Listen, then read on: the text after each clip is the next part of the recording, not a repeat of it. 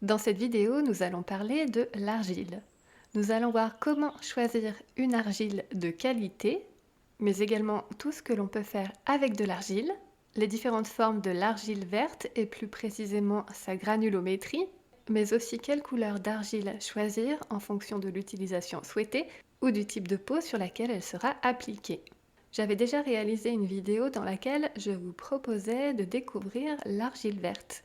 Je vous indiquais quelles sont ses vertus, ses bienfaits et comment l'utiliser. N'hésitez pas à la découvrir en cliquant en haut à droite de cette vidéo. Je vous mettrai également le lien dans la description juste en dessous de cette vidéo. Je suis Émilie, conseillère en nutrition et naturopathie, praticienne en gémothérapie, créatrice de recettes saines et gourmandes et inspiratrice de bien-être et de créativité. Le but de ma chaîne YouTube est de vous partager le maximum d'infos pratiques, de lectures inspirantes, d'astuces et de conseils pour prendre soin de vous et de votre santé au naturel. Alors si ce n'est pas encore fait, je vous invite à vous abonner à ma chaîne en cliquant en bas à droite de cette vidéo pour être tenu au courant de toutes les nouveautés. Nous allons donc parler de l'argile, terre naturelle et bienfaitrice. Tout d'abord, qu'est-ce que l'argile ? C'est une roche sédimentaire extrêmement riche en minéraux et en oligo-éléments. Comment choisir une argile de qualité ? Tout d'abord, assurez-vous de connaître l'origine de l'argile utilisée. Privilégiez par exemple des carrières françaises en pleine nature comme Montmorillon. Ensuite, choisissez des argiles 100% naturelles, c'est-à-dire sans conservateur, sans colorant, sans ionisation et sans irradiation. Choisissez des argiles séchées au soleil pour respecter l'environnement et préserver toutes les qualités. Ou bien séchées dans un four à plus de 350 degrés pendant 20 minutes. C'est un procédé qui permet d'obtenir une argile avec une charge microbiologique très faible. Assurez-vous également de la pureté minéralogique de l'argile achetée. En effet, certaines argiles présentes sur le marché ont une proportion d'argile comprise entre 30 et 50%, le reste étant des impuretés. Ce peut être du quartz, du sable, des carbonates ou autres minéraux.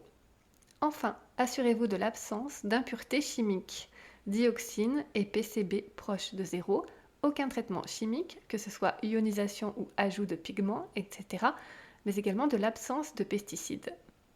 Voyons maintenant les propriétés absorbantes des argiles. Les argiles ont la capacité d'adsorber, c'est-à-dire de fixer des molécules à leur surface. Cette propriété vient du fait que les argiles sont chargées négativement. La charge négative s'explique par la présence de minéraux, à savoir que plus l'argile est concentrée en sels minéraux, plus elle sera chargée négativement. Lorsque l'argile est en solution, elle va attirer les ions positifs contraires de cette solution et pourra les échanger une fois en contact avec la peau. L'argile va donc participer à la reminéralisation et à la détoxification de la peau, en échangeant ces sels minéraux avec les toxines et les impuretés de la peau. Ce phénomène permet à l'argile de véhiculer des actifs et de les restituer à la peau. Quelles sont les différentes utilisations de l'argile ? On peut utiliser l'argile en masque visage, en masque capillaire, en shampoing, en cataplasme, en savon ou encore en dentifrice. Elle peut également être prise par voie orale, sous forme d'eau d'argile. En effet, elle a une action bénéfique sur la digestion, aide à lutter contre les bactéries et participe au développement des bonnes bactéries de la flore intestinale. Elle est recommandée en cas de maux d'estomac ou intestinaux, de diarrhée, de ballonnement, de gaz, de remontée acide ou de brûlure d'estomac. En pratique, mélangez une cuillère à café d'argile verte dans un verre d'eau. Laissez reposer de 30 minutes à 12 heures, soit toute une nuit. Buvez ensuite l'eau en prenant soin de laisser l'argile déposer dans le fond du verre. Petite précaution d'utilisation, on évitera d'utiliser une cuillère en métal car cela risque de déioniser l'argile et également de diminuer son efficacité. Voyons maintenant comment choisir la granulométrie de l'argile. L'argile verte existe sous différentes formes, plus précisément diverses granulométries à utiliser en fonction de l'usage souhaité. On a tout d'abord l'argile verte ultra ventilée. C'est une argile très fine avec une granulométrie de 20 microns. Elle est souvent utilisée pour l'application de masques sur le visage et les cheveux ou pour additionner au bain. On a aussi l'argile verte surfine.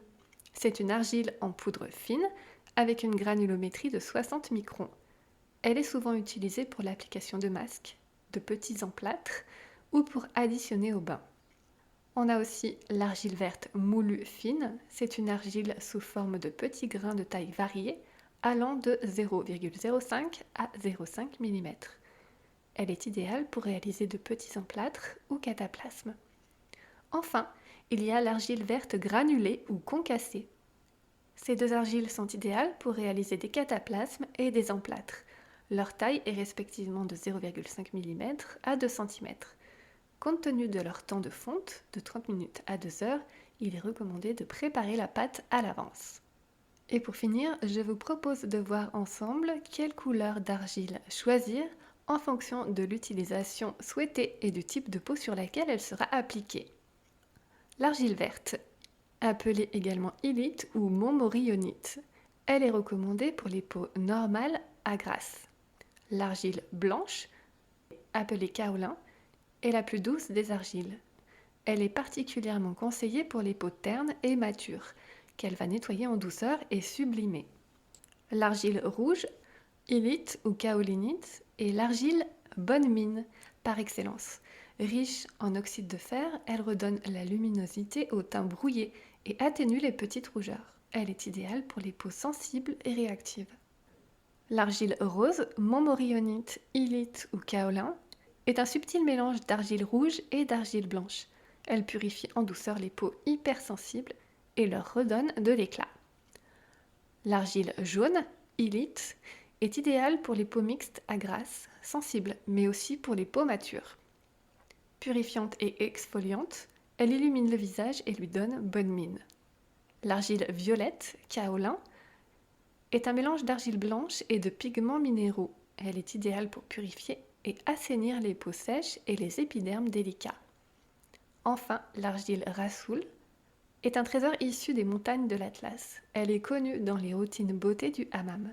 Véritable terre qui lave, le rassoul est un nettoyant et dégraissant doux, idéal pour tout type de peau et de cheveux.